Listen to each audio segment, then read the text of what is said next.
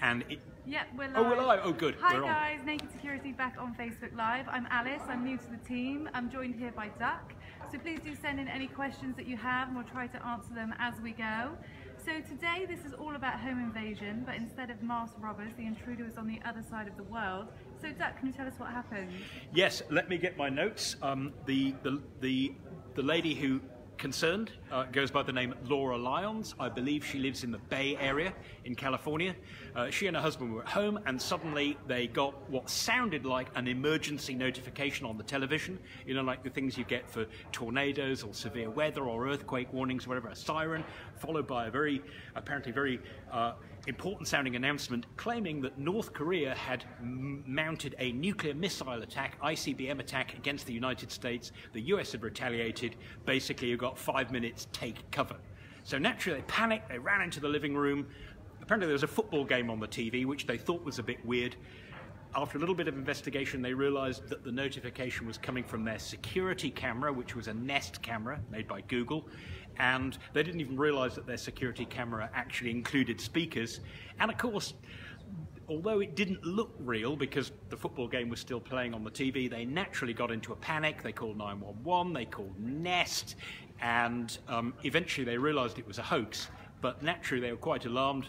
They have a young son, and he was in a flat spin, apparently dug himself under the rug, fearing that there were missiles coming, all of which raises the question, you know, how can this happen how can this happen just because you've got a security camera? Aren't they supposed to be there for security? So was this Google's fault or was there more to it than that? Oh, you mean did someone hack into the camera due to a bug?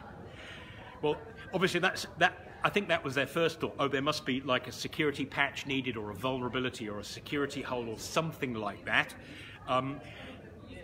When they got hold of Nest, of course, Nest actually admitted or said that there have been a number of cases like this. We've written about several of them on Naked Security in the past, and they put it down to a third-party breach. Now, it's not a very clear explanation, and really what it seems as though what happened is that these people had very, very ill-advisedly used the same password on site X as they had on site Y, or where Y was their Nest security camera.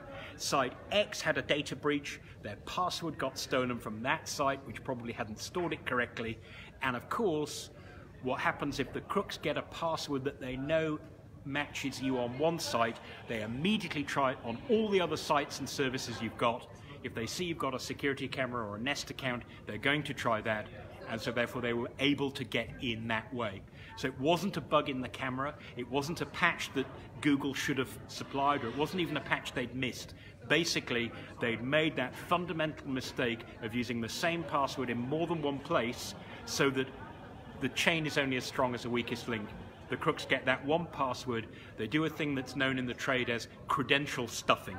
As soon as they get a password that they're pretty sure connects you, say, with Facebook, they'll immediately try it on Twitter, on Instagram, on YouTube, on Gmail, on Outlook.com, all of your accounts, and they'll quickly determine which ones it works on. So one breach could cause 5 incidents, and in this case, one of those incidents was the Nest camera, and this hacker had a very, very poorly sense of humor. So why didn't we get a warning from Nest? If Google knew about the third-party breach, could this have been prevented? Well, that's what she asked in the TV interview that I saw online, and it's a reasonable question. Why didn't Nest warn us? Well, Nest can't control other people's data breaches. If you've used a password that's your cat's name with some website that doesn't take security seriously, you can't expect all the other websites in the world to know that that site's been breached. Now, what Google and Facebook and many other of the big web properties do is if there's a well-known breach where passwords have actually been disclosed publicly, like the big Collection 1 data breach or data, 1 billion passwords revealed recently, what many of these properties will do is they will try those passwords to see if anyone on their site has used them, and they will try and warn that person if they have. But seriously, data breaches, sadly, are so common these days that if Nest were to warn each of its customers every time there was a third-party breach, you'd be getting notifications all the time. And what you need to do is you need to decouple your accounts. So if you get a break-in on this account, it doesn't automatically let you into that account. In the same way that if you think about how a ship is organised, there are separate watertight compartments, so if one is breached, water doesn't fill the whole ship. So are there any other tips that security cameras users can do? Well, the big deal, and we've seen this many times, we've written about it plenty on Naked Security, the big problem with not securing your security camera properly is not that you might get the wits frightened out of you by a bogus North Korean nuclear attack. The real worry is that that camera that's meant to preserve the security of your home may be doing exactly the opposite.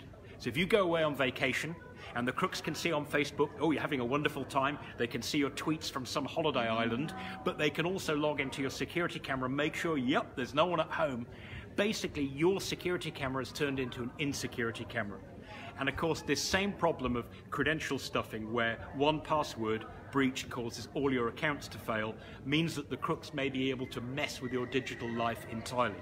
So the first thing to do is pick a proper password. And if I may, I have my trusty phone for images here. Let me just see if I can get this up.